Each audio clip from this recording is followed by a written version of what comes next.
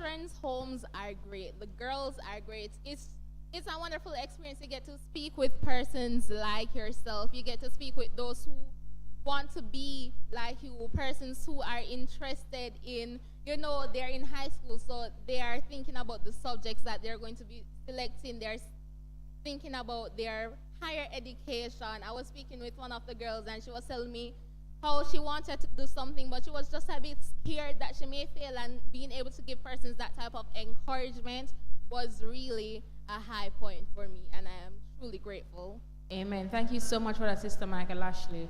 So while we're here at church, we're going on with our normal lives. There are persons who are still having their situation, and they may have a sense of being forgotten, but it is good that as Christians we can be the sermon and carry on the message. Now, Sister Kaylin from our news network, our Vibes Master from the video, our resident sponsor boss. Let me tell you guys, so while we have our several meetings running, Sister Kaylin was very enthusiastic. And we may think that some goals are too hard to reach. Faith is the victory that overcomes the world. And when we see our young people saying that, no man, we can get it done, we have to cheer them on. So, Sister Kaylin, run the message. Tell us what the Children's Day. Woo! Okay, good afternoon. Afternoon, everyone.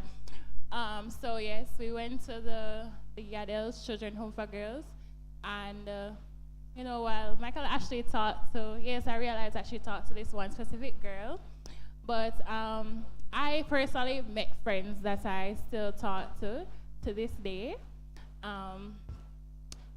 We weren't really allowed, I would say, to take videos like with them, but I sat with them, talked to them about school, about life, all sorts of stuff, to the point where we even planned to meet up again. So they're my friends now.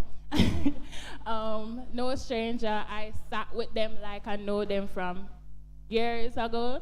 So yeah, it was a very, very good experience. They were very welcoming.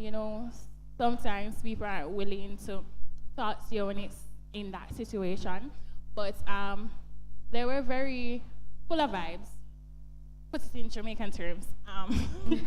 Yeah, they were very interactive, they were talking, they were very fun, and they're very funny.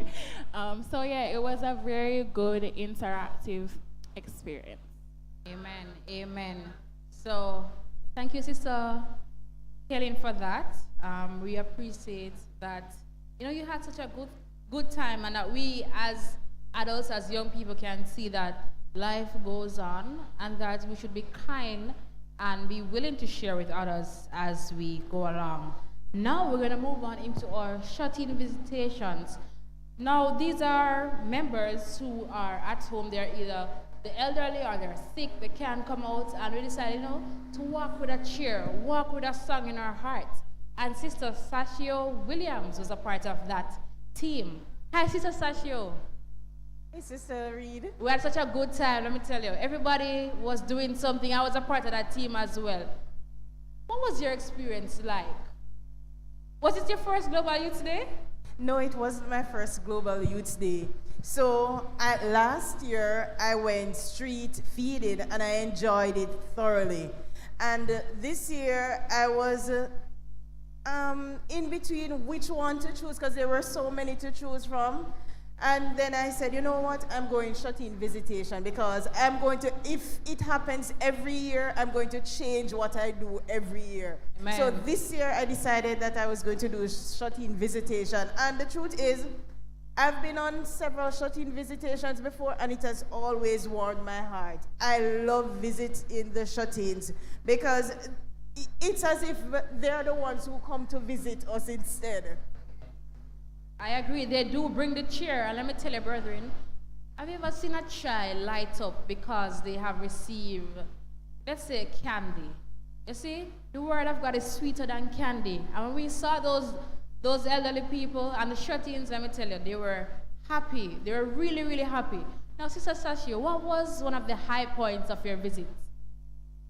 All right. Well, there were actually several high points, but one that stood out for me was when we went to Sister Poiser's house. Oh my! No, Sister Poiser was sitting on her veranda and she was studying her quarterly the Sabbath afternoon. And I remember when Elder Whiteley said, "The Israelites are upon you," and she looked up and she saw us, and she was so happy to see us. I mean, she was just bubbling, and she wanted us to go get chair and sit down, and she wanted us to stay longer. But you know, she said to us that, you know, even though I'm at home, I'm never really alone. The church is always visiting me. There's always somebody coming, somebody. And she mentioned Brother Willie. And she said, "Brother Willie, come and look for me, man, all the time." And Brother Dobson would just call me up and just pray for me. And sometimes we feel like something that stood out for me was that persons always are happy to hear from members of the church. And we must not forget too that even though we have elders who are doing visiting, sometimes we as members need to call our elders and we need to say, "How you doing? Everything all right? I'm just thinking about you." And that was a reminder when I went there that it's not just one way. It's both ways. So we are supposed to go out and visit persons, but persons who are here and they look like everything is okay, they want a call too, just the same. Yes, I agree. Sometimes we put on our best outfit of being okay when really and truly want to be pressed out and seamed out with the love of God and the message of salvation. Now, I also visited some shut-ins, and let me tell you, when they saw us coming, they were really, really happy. Some of them were on their veranda, and we sang and we prayed with them. And some of them, of course, they wanted us to stay a bit longer, but, you know, because we have to move along and we have to get back to church, you know. The visit was short-lived, but guess what? It was short and spicy, and it was something that was really exceptional.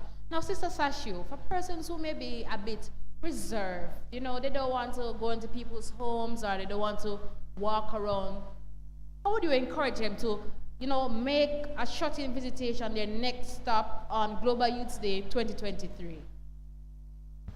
Well, for persons who are reserved, you don't have to be afraid, because I'm telling you, these elderly persons, they take you as if you belong to them. Amen. So you don't have time to plan what you're going to say, because they start talking long before you open your mouth.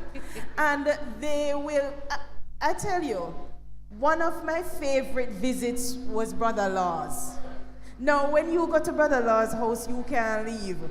And he's going to tell you, so even if we have one song planned to sing, he's going to tell you, you have to sing another one, and you have to sing another one. And he's inviting you back to come. So after you leave not just ministering, but you feel filled when you leave. It's not just for them, it's for you too. Amen, amen. That is so true. I remember we visited the Timals, and I can't remember the exact hymn that we sang, but it had about 4 stanzas. And let me tell you, we had to sing it. I went on the short-in visitation last year as well, and we did it, and we had to do it again. You know, persons, they look forward to us visiting them, they look forward to the cheer and the goodness that we have. Thank you so much for telling us about your experience with the short-in visitation. All right. We'll now go to Sister Javel Johnson, who will tell us about our health booth. Yes, church, we also did our health booth for those of us who weren't here. So we catered to the community holistically. Now, Sister Javel is a student of the nursing field, correct? Right? And she was a part of the health booth. Now, persons, what was your experience like?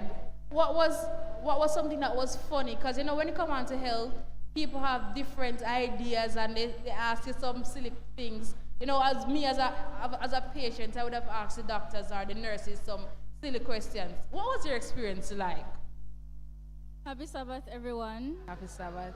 So I wasn't there in the health booth doing health work. I was outside inviting persons, passerbyers to come on in, and I became a salesperson that day.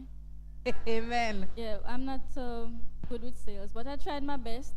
There was this one young man. When I approached him, before I said anything, I stepped forward to him, and before I said anything, he said, "Yes, you found your husband."